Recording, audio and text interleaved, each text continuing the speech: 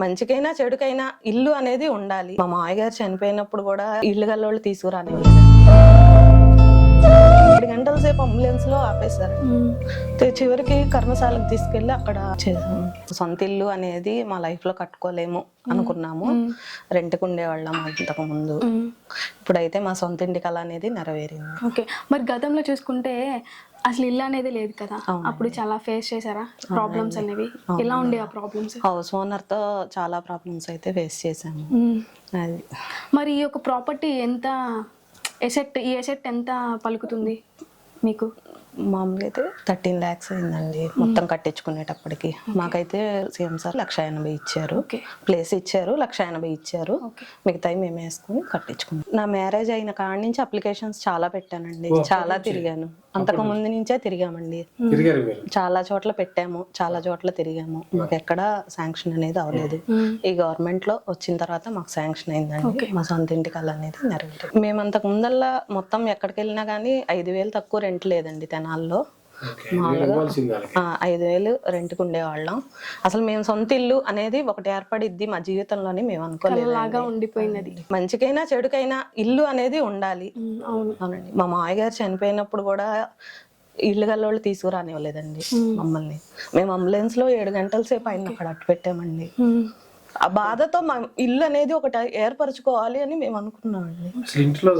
రానిలేదు. 7 గంటల సేపు అంబులెన్స్ లో ఆపేశారండి. చివరికి కర్మశాలకు తీసుకెళ్లి అక్కడ చేసాము. ఏదైనా సరే నా పిల్లలకంటూ ఒక అండ అనేది ఉండాలి, ఒక ఇల్లు అనేది ఏర్పరచుకోవాలి అని సెంట్ అయినా సరే మేము మాకు ఇన్ని ఫెసిలిటీస్ తో ఒక అంగుళం కూడా వేస్ట్ అవ్వకుండా జాగ్రత్తగా కట్టించుకున్నామండి. ఫిక్స్ అయిపోయామండి. మేము వచ్చేటప్పటికి ఇక్కడ ఫెసిలిటీస్ అయితే ఏం లేవండి. ఇప్పుడైతే వాటర్ ఫెసిలిటీ ఉంది, మొత్తం కరెంట్ వచ్చింది, మా పేరు మీద కరెంట్ మీటర్ వచ్చింది. రోడ్లు డ్రైనేజీ వస్తే మాత్రం మేము ఇంకా హ్యాపీగా ఫీల్ అవుతామండి. ఇప్పుడు రెంటిల్లు కాబట్టి ఆ రోజు మీ యొక్క మావయ్య గారిని మృతదేహాన్ని తీసుకురానిలేదు. అవునండి. మీకు బాధ లేదా? చాలా బాధేసిందండి, చాలా బాధేసింది. ప్రతి ఒక్కరు 7 గంటల సేపు అంబులెన్స్ లో రోడ్డు మీద ఉంచడం అంటే మామూలు విషయం కాదు కదండి. అది లాస్ట్ కరోనా టైం అండి. అది కూడా అదే సొంత ఇల్లు ఉన్నట్టయితే ఇబ్బంది. ఇప్పుడు మీ కళ నెరవేరింది కదండి. కానీ అండి చాలా వాటికి జగన్ గారి ఇల్లు సెంట్ ఇల్లు ఊరి చివరికి వెళ్ళి కట్టుకుంటున్నారని చాలా మంది ఎక్కిరించారండి మమ్మల్ని, బ్లేమ్ చేశారు. కానీ మేము 50 గజాలైనా సరే మాకు చాలు, మేము దీన్నే ఉపయోగించుకుంటాం. అంతకుముందు మేము 1 గదైనా సరే చాలు సొంత ఇల్లు అని మేము అనుకున్నామండి.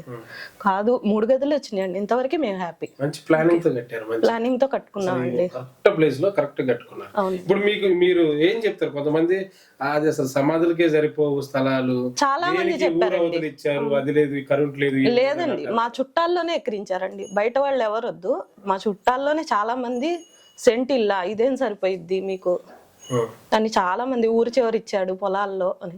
మాకైతే వచ్చిన తర్వాత ఏ ఇబ్బంది లేదండి, ఇబ్బంది ఏం లేదు. అసలు ఇబ్బంది అయితే ఏం లేదండి.